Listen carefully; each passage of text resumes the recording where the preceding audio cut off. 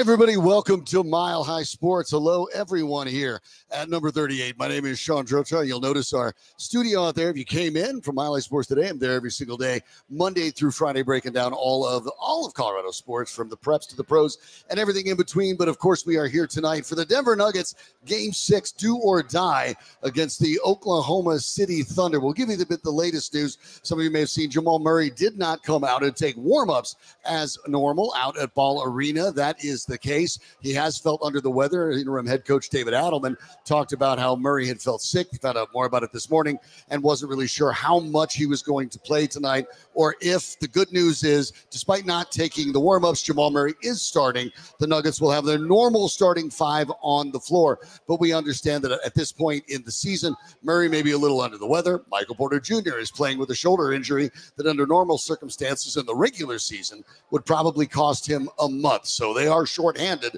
even with the guys that are on the floor, but there is nothing to hold back on a Game 6. You have to find a way to dig deep and get everything that you can. So that's where we are with the Nuggets thus far. We'll be ready to bring you the game in just a little bit, but we'll take you up live to it. Want to remind you here at number 38, thanks so much to all the bartenders who'll be taking care of you. It's a big, busy night for them. Take care of them as they're taking care of you. And if you get a chance, by the way, you see one of these QR codes right here. If you're out on the patio and hear that, come on into the stage. Give that a scan. We have a whole bunch of fun prizes we're going to be giving away over the course of the evening, including some of the stuff you see right up here next to me. So make sure you get up, scan that QR code. We don't keep the information. We're not going to spam you with email. We are way too busy to mess with that. It's just here for tonight for the giveaways. So go ahead and scan that QR code and see if you can win something. Our friend Leith this year spinning all the tunes, so you don't have to listen to commercials all night. So thank you, Leith, making sure that we get the best scene for you. You are in the best spot in Colorado to watch sports if you're not there at the arena. So thanks for coming out.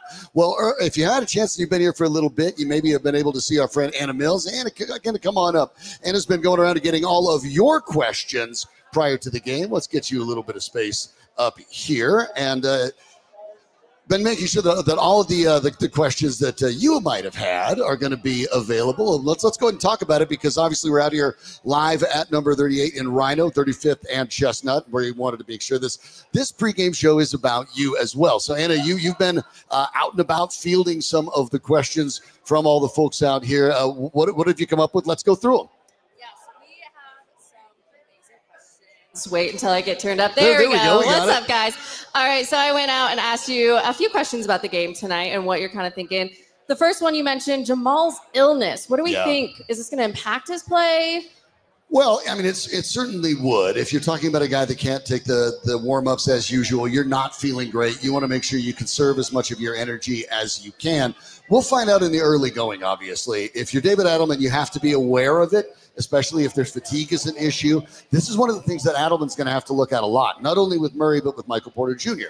Porter Jr. had a good game earlier in the series. He had a terrible game last time out.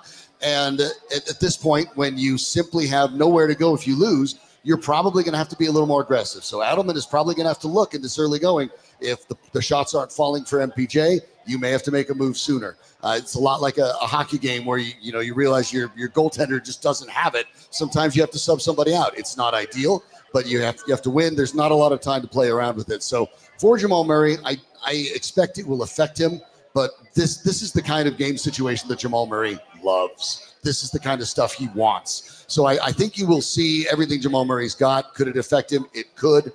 But then again, it remains to be seen. Adelman will have to pay attention to it. On the other hand, the end of the truth of the matter is the Nuggets have nowhere to go. True. Obviously, Russell Westbrook can be there, but they have a big role carved out for him already. Yep. I think tonight's going to be one of those games. You suck it up, and let's see what we've got. There's no tomorrow. So speaking of that, nowhere to go, we're talking about the bench, right? We've seen some issues with the bench so far. Right. Besides Russ, what bench player are you going to think needs to really step up their game tonight? Well, the player that spends the most time on the floor, besides Russell Westbrook, is Peyton Watson. And presumably that will be the case again. We did see Julian Strawther get 10 minutes in the first half of the last game. And actually, I thought Strawther played pretty well. There are defensive liabilities there. That's obviously Watson's strength. But Strawther brings scoring, shooting, a little more offense to a team that doesn't have a lot of offense off the bench, and that includes Peyton Watson. It's going to have to be Watson because you have to find a way to limit the scoring. The Thunder had 6 players in double digits in the last game. They shot pretty well. We know that the Nuggets have to close out on shots. A challenge that they had in that last game is that leads start to slip away. So it is Peyton Watson, but it will be interesting to see, given the Murray's illness, given Porter Jr.'s injury, how much run Julian Strawther may end up getting over the course of the game. Would it be something just in the first half, or would it be later? Would it be situational? It's worth monitoring as well. But yeah, it's got to be Peyton Watson, and Peyton Watson has to be ready, even though we know about the ability to shot block and rebound. We saw him go Superman in the first half, jumping over 2 guys to get a board. That's all well and good. But he's going to have to make a basket here or there as well, or the Nuggets offense won't be able to function the same way when he's on the floor. All right, so thinking about the other side, right? Let's look at Chet. How will the Nuggets shut this man down? He's kind of been on fire lately. He's a big man. What are they going to do? Yeah, the challenge with Chet Holmgren, of course, is 7'3". That's part of it. And he's a 7'3" tall guy who can shoot threes. So obviously, even if you close out on this guy, he's going to be able to get his shot off. You're not going to block it. You have to expect that. Since you can't block it, what you really have to do is make sure you don't foul him when you contest, because then you're just making it worse. So I suspect the Nuggets will be willing to more or less live with whatever Holmgren does at the three-point line, because if he's taking the threes, he's not down there getting rebounds. And so I think the Nuggets will take that trade for the most part. But when you talk about trying to find a way to stop him, where Holmgren did the most damage with the Nuggets in Game 5 was on the slashes and drives to the basket. That can be arranged a little bit better. If Nikola Jokić doesn't have to carry quite as big a load, he can be in a position to cut some of those off. Aaron Gordon can be in a position to cut some of those off. You just want to make sure that your defense stays pretty stout and pretty connected, so you don't let Holmgren gash you down the middle and go down the lane and get those easy dunks. On the other side, who other than Chet do you think is going to be the main problem for the Nuggets tonight? Well, besides, of course, likely MVP Shai Gilgeous-Alexander. We know about the problem. Yes. And there are some challenges there. Jalen Williams has a lot of ability. He actually has played very well in this series. Hasn't been as explosive offensively as he could be. You have to watch out for him. But the guys that have hurt the Nuggets, surprisingly, are ones maybe you didn't expect. Alex Caruso, Lou Dort, guys that are not necessarily offensive talents in the all-around game, but can hurt you in a lot of ways. Dort is a defensive specialist, and he's outstanding at it. But the Nuggets last game basically, as a game plan, let Dort camp at the three-point line, and we're willing to accept that. Obviously, he burned them. They have to be a little more cognizant of it this time. And in Caruso's case, they know he can shoot the three. They knew he could shoot the three before when he played with the Lakers. And so now they have to make sure they pay attention to that too. This is one of the challenges for the Nuggets, is to make sure that they don't allow too many of those outside shots to go on. The Nuggets shoot the three effectively, but they don't shoot it a lot when they win. They did shoot 46 in the last game. That's a sign that they were losing the game. So I think you have to worry first and foremost about Williams, but you also have to consider that Caruso-Dort concept if you leave those guys open, especially on those corner threes where they can be dangerous. All right, so we're going to go back to Russ. Seems like a lot of people have some questions about Russ. A few Russ questions. Right. What does this man need to do tonight to help the Nuggets get this Game 6 victory? You know what? I can't repeat Russell Westbrook's exact post-game comment after Game 7 against the Clippers. Do you want to just like bleep as I would have to bleep it. But okay. He talked about it, and he talked about what his job was. And his job was to bleep up. Oh, okay, That's great. what he said his Sounds job great. was. And that's what Russell Westbrook does the best, right? He plays downhill, plays with his hair on fire.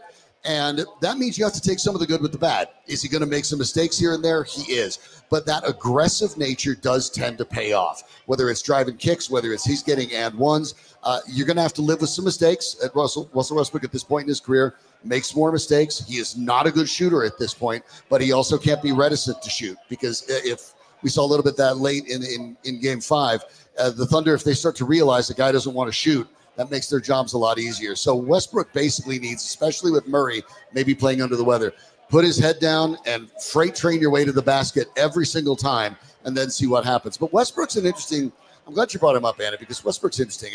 And this season, obviously it's a mixed bag. Yes. And I think when you talk to fans, when you've seen it, there are games where you look at it and you're like, my gosh. I mean, we had a missed layup. Let's talk about that. He has cost them games. He has won them games. Yes. But the reality is that the Nuggets aren't playing tonight if they didn't have Russell Westbrook. Agreed. They would not have gotten this far. In the regular season, they wouldn't have the seeding. They wouldn't be here in the playoffs. And when you look at some of the money that the Nuggets have spent on guys like Dario Saric, of which, but you could be looking around wondering if he's sitting next to you right now and you wouldn't know. Guys like Zeke Naji, who, by the way, is the 5th highest paid player on the Nuggets roster. And you're thinking there's a starting 5, right? Zeke Naji makes more than Christian Brown because he's on a rookie deal. Zeke Naji was a bad deal. But they're spending $5 million on, they're spending $9 million on Naji. They're spending $5 roughly on Westbrook. By any measurement, even with the downsides, Russell Westbrook has been an absolute bargain for this Nuggets team. And you know what? You signed him knowing what you're going to get. At this point, I think the Nuggets just need to lean into what they're doing and you let the chips fall where they may. So for Russell Westbrook, what they need him to be is confident, maybe even to the point of being cocky, and force the activity, force the Thunder to adjust to him and by extension, the Nuggets offense. All right, well, I got one more question from you from everybody outside, and this is really just going to lead into this game, right? Yeah. It's make or break it. Would you personally, knowing what you know, would you take the Nuggets +5 right now? Ooh, that is basically the line. It's worth noting that the Thunder this year had the highest margin of victory, not only in the NBA, but in NBA history. They won their games on average by 12.9 points per game. That's the largest margin in the history of the NBA. The Nuggets are at home. That's their advantage. I do hate bringing up the referees, but if we're talking about it, we have to talk about it. We're talking about Mark Davis as the official. The last 10 games that Mark Davis has officiated a Thunder game, the Thunder are 9-1 with an average margin of victory of 12 points. Okay. So would I would say it depends. If you're feeling confident what Nikola Jokić can do and what the Nuggets might be counted out a little bit, I'm okay with it. But honestly, if I were looking at it, I'd probably stay away with that. If you're really looking to bet on something, you can probably look at some of the combined things, the points and rebounds. You can look at points, assists, and rebounds for Joker. And if you've done that before, you can obviously look at and say, well, he does a lot of those. We get triple doubles left and right. He'll get that. Don't do that today. Look at Joker's points and rebounds. Okay. I would take the over on that in a heartbeat. He's averaging 27 points and nearly 13 boards per game in this playoffs. And I think they'll need more from that. And when we bring this back to Jokić, one of the things that I think fans get excited about is the scoring, right? The 40-point games, the big games. Jokić became the first player in NBA history to put up 2 40-plus, 15-plus rebounds, 5-plus assist games in a single series in NBA history. The last person to do that at all, even in a postseason, was LeBron James in 2012. Yeah. That's good. The bad part of it is when Nikola Jokić scores more than 40 points this year for the Denver Nuggets. In the regular season, they went 4-6. In his playoff career, they've gone 2-5. That percentage is the same in both cases, 40%. When Jokić has to go over 40, when he's not getting the help in the scoring, the Nuggets are more likely to lose than they are to win. So for this game, more than anything, what we need to see is Jamal Murray. We need a little bit of Michael Porter Jr. We need Aaron Gordon. Everybody who gets on the floor needs to step up and give Nikola Jokić some help. The Thunder are more than happy to let Jokić go for 40, 50 points because they understand if he does that, if he's doing all the scoring, then he's not facilitating. And in the game, in Game 5, Jokic's conversions, the assist or would-be assist that didn't happen, were one of the worst of the season. So more than anything, it's not Jokić that needs to step up. Some of the other guys, somebody, anybody, and preferably two of them, find a way to get to at least 18, 20 points tonight, and then we could be talking about a Game 7. And going off of that, what is your Jokić stat line for tonight? Tonight, oof, boy, it's so dependent on what the rest of the team does. I cannot envision, however, Jokić coming away with any fewer than 32 points tonight. Agreed. Even if they get help, 32 points. I think we're talking about 13 boards at minimum. The assist totals could be all over the board. You'd sure like it to be closer to 10 because the assists have been way down.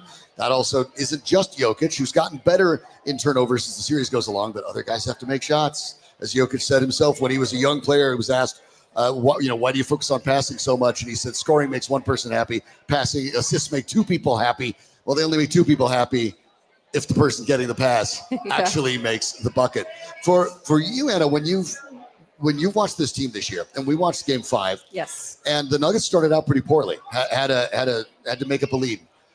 They did that by crashing the net, by going to the basket, by getting the bunnies, getting the layups, getting the short shots. Even though there are a lot of folks that can guard the rim, Hartenstein, of course, Holmgren, of course, but even Jalen Williams, guys that can guard the rim for the Thunder. It feels to me as if the Nuggets start this game shooting threes. They might be already going off the wrong track. No, exactly. And I mean, it goes down to those basketball basics, right?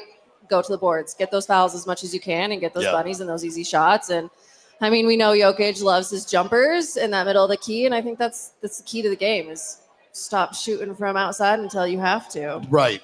And the only person I think there's an exception to, as you pointed out, is probably Jokić, because by doing that, he's drawing one or two of their big guys away, which then leaves the middle open for offensive rebounds. So some of what the Nuggets need to focus on, and they did not do well at the last 8 minutes of Game 5, is you need to be more cognizant when you shoot, because you have to make sure you have someone down there who can get the rebounds and you can get a second chance bucket. That's going to be hard to do, obviously, against a tall Thunder team, but you have to find a way to do that. You can't just shoot, not necessarily because you're open, but you have to think about who can give you a chance at the second chance points. The Thunder excel in transition. They're outstanding at it. You don't want to give them those easy rebounds and the opportunity to start to break out the other way. So again, I think you're right. The fewer three-pointers that the Nuggets shoot, the more likely we are to see a win.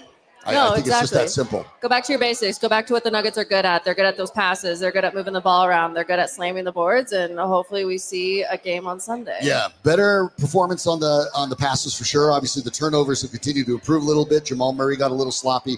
One of the things the Nuggets need to do is focus on not getting away from what got them leads in the previous 2 games that they ended up losing. So even when they get a lead, you need to continue doing what you did to get the lead. And most of the time that is not firing off 3 after 3. It's not worrying about fancy passes. It's not worried about risky entries into double coverage. It's making sure you stick to basics and do what you need to do. This Thunder team is very, very quick, and they're very adept at getting into passing lanes. One of the reasons they're so good in transition. They are kind of custom built. It is really worth noting there are 3 teams left in the West: the Thunder, the Nuggets, and the Timberwolves. All 3 of those teams are in the Northwest Division. I know we don't talk about divisions in the NBA anymore, but they're all Northwest Division teams. What are the teams that see the Nuggets the most?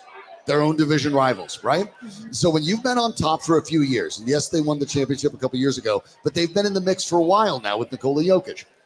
Teams are going to construct ways to beat you. And the Thunder, who have been replete with picks, have been doing it.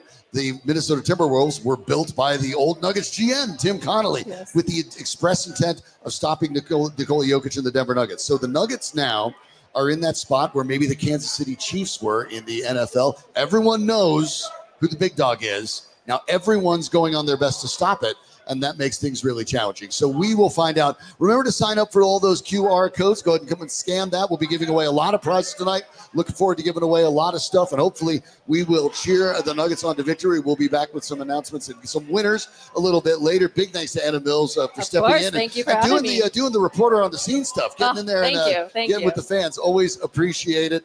We will be back for more, but we're going to step aside because there is nothing left to discuss. No more strategy. It's guts. Who wants it more? Nuggets, Thunder, Game 6. This is Mile High Sports.